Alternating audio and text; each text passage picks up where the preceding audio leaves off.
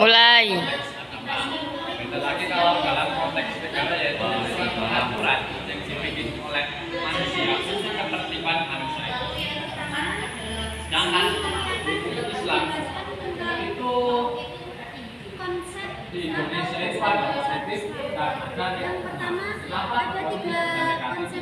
Karena melihat dari sisi Indonesia itu bahwa di Indonesia itu bukan hanya agama Islam saja, yaitu ada banyak sekali agama Kristen, Katolik, Buddha, Konghucu dan lain.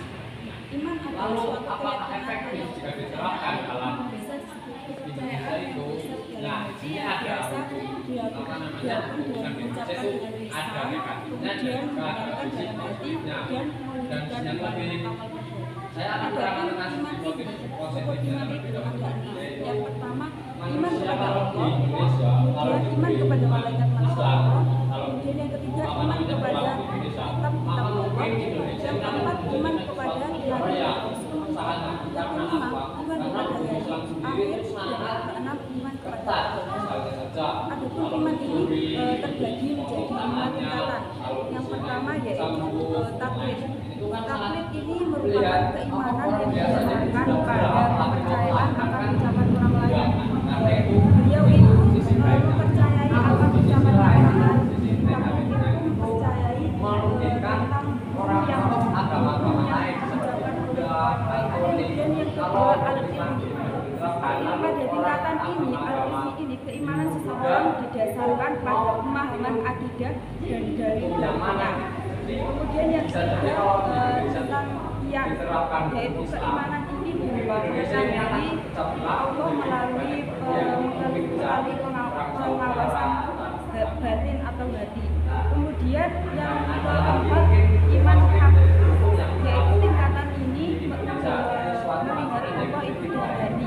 Seorang yang memiliki keimanan ini biasanya ma'rifat, orang yang sudah dalam tingkatan ma'rifat. Kemudian yang terakhir yaitu tingkatan iman yang terakhir yaitu iman hakikat, yang mana tingkat iman ini berdasarkan padanya beliau itu melihat dirinya seperti Tuhan. Kemudian balik ke Islam. Agama Buddha, Hindu, Katolik dan lain sebagainya. Itu perbedaannya atau sisi positifnya. Assalamualaikum warahmatullahi wabarakatuh. Perkenalkan, nama saya Muhammad Jazaki. Saya di sini akan menerangkan tentang Islam. Nah, di sini rukun Islam kan ada 5. 1 syahadat, sholat, zakat, puasa, dan haji. Pengertian Islam secara harfiah yang berarti damai, selamat, tunduk, dan bersih. Kata Islam terbentuk dari 3 huruf, sin, lam, dan mim, yang bermakna selamat, dari kata bahasa salama. Dari pengertian Islam secara bahasa ini dapat disimpulkan Islam adalah agama yang membawa keselamatan hidup di dunia dan di akhirat. Islam juga agama yang mengajarkan umatnya atau pemeluknya untuk menebarkan keselamatan dan kedamaian, antara lain tercermin dari bacaan sholat sebagai ibadah utama, yakni ucapan doa keselamatan. Assalamualaikum warahmatullahi wabarakatuh. Pengertian Islam menurut bahasa, kata Islam berasal dari kata aslama yang berakar dari kata salama. Kata Islam merupakan bentuk masdar infinitif dari kata aslama ini. Ditinjau dari bahasanya yang dikaitkan dengan katanya etimologis, Islam memiliki beberapa pengertian sebagai berikut. 1. Islam berasal dari kata salama. 2. Islam berasal dari kata aslama. 3. Islam dari kata istaslama, yastaslimu, istaslama, mustaslimun. Sudah sekian dari apa, pembahasan Islam yang saya ketahui dari pemateri. Lanjut, di sini saya akan menerangkan tentang ihsan. Nah, ihsan di sini itu apa sih?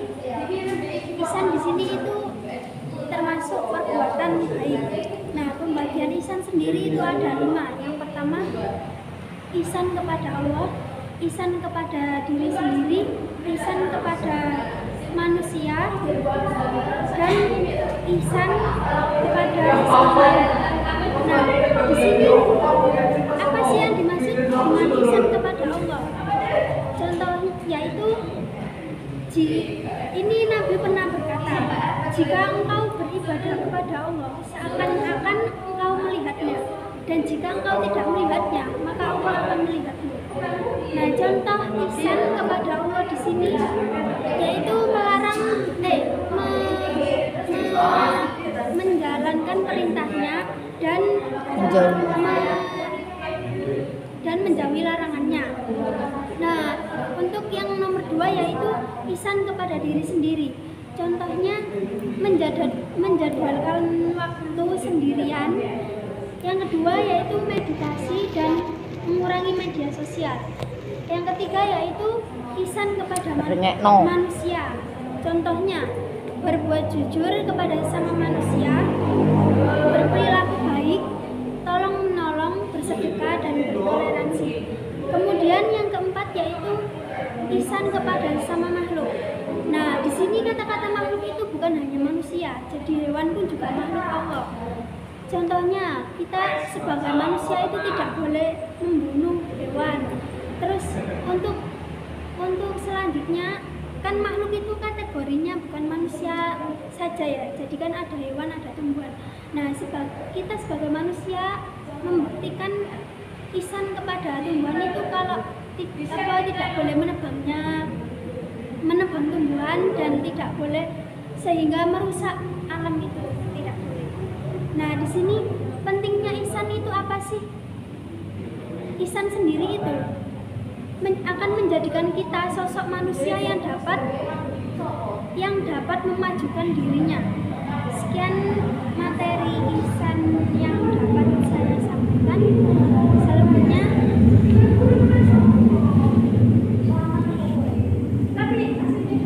kita akan sedikit berbicara tentang sejarah bagaimana Islam dan implementasi hukum Islam di Indonesia. Bicara tentang hukum Islam itu kan berasal dari ini Arab Saudi dengan literatur Al-Quran, hadis, dan perkataan para sahabat buat orang miskin. Tetapi hal tersebut tidak memungkiri bahwasanya Islam akan tersebar luas sehingga pemahaman tentang teks Al-Quran itu tidak bisa dimaknai secara tekstual saja, akan tetapi harus dimaknai secara kontekstual sesuai dengan kondisi pada saat itu. Merujuk kepada ke Indonesia, ada beberapa literatur yang mengatakan Islam masuk ke Indonesia itu pada abad ke-7. Tapi saya lebih suka pada pendapat bahwa masuknya Islam di Indonesia itu pada masa Turki Utsmani yang dipimpin oleh pada waktu itu Khalifah Syiah. Karena itu terbukti ajaran-ajaran yang ada di Indonesia itu banyak yang Syiah, banyak meniru, tapi itu direkonstruksi kemudian. Untuk hukum Islamnya itu sendiri secara paten itu memang belum ada, tapi saya membaca beberapa jurnal dan mengatakan penerapan hukum Islam itu dibagi menjadi 4. 1 pra Indonesia, kedua pra kemerdekaan, ketiga itu pada masa Orde Baru, berlama baru, keempat itu masa reformasi.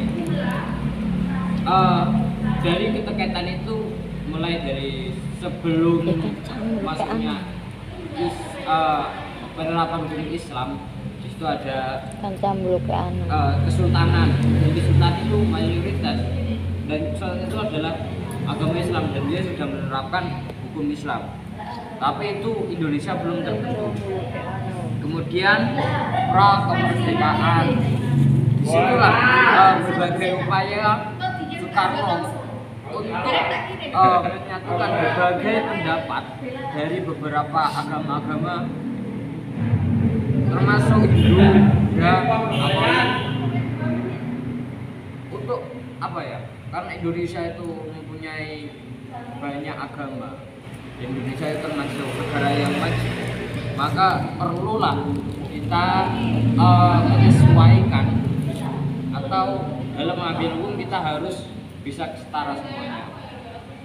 Sehingga pada waktu itu pada tahun 1800 terciptalah sebuah hukum yang bernama hukum positif. Nah, hukum positif ini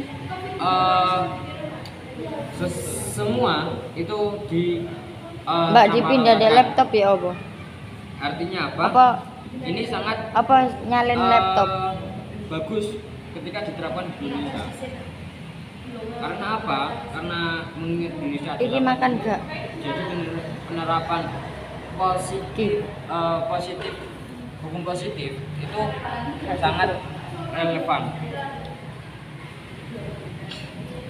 Kemudian dalam tatarannya bagaimana respon hukum Islam terhadap hukum positif di Indonesia, ternyata tidak ada pertentangan antara hukum positif dan hukum Islam yang ada di Indonesia. Saya mengutip pendapat dari Mas Kuri Abdullah yang mengatakan hukum-hukum positif yang sejalan dengan hukum Islam seperti hukum keluarga dan sebagian besar hukum perdata. Kedua, hukum-hukum positif yang tidak bertentangan dengan hukum Islam meski tidak sama persis dengan hukum Islam seperti hukum tentang pembunuhan dan perampokan. Ketiga, hukum-hukum positif yang bertentangan dengan hukum Islam seperti hukum tentang hubungan seksual tanpa nikah, minuman keras dan lain sebagainya. Ketika itu kita terapkan sebuah hukum Islam di Indonesia, pasti akan menuai kontroversi yang sangat keras. Karena kita di Indonesia banyak agama-agama lain.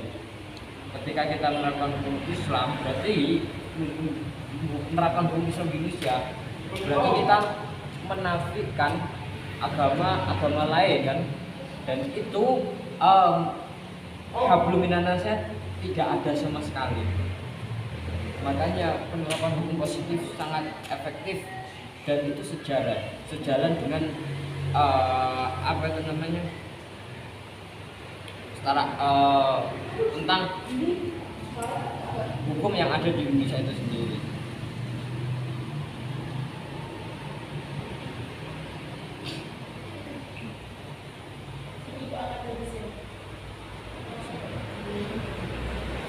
Baik, itu saja yang dapat kelompok kami sampaikan. Kurang lebihnya, jikalau ada salah kata, mohon dimaafkan. Sekian dari kami.